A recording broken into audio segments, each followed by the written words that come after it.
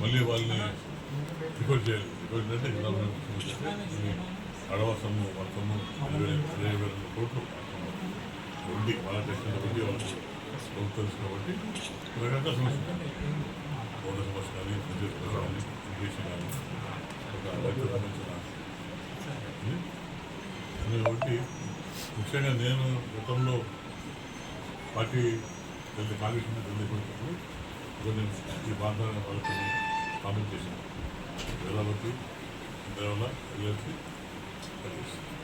ఈరోజు అనుకోకుండా కొన్ని ప్రస్తుతం నేను గౌరవ పోటీస్తాను కాబట్టి తప్పకుండా గెలిచాక నా బాధ్యతగా రైతు బిడ్డగా రైతు సమానం కాబట్టి నేను వాటికి మా రైతులకు అండగా ఉంటాను. తప్పకుండా పార్టీ గెలుస్తుంది.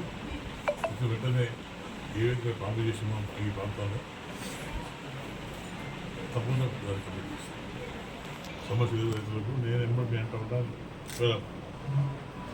వాళ్ళ జిల్లా మాట్లాడచ్చు కానీ నా మనసంతా మేము మా దేవుళ్ళు మేము సాధించాలి.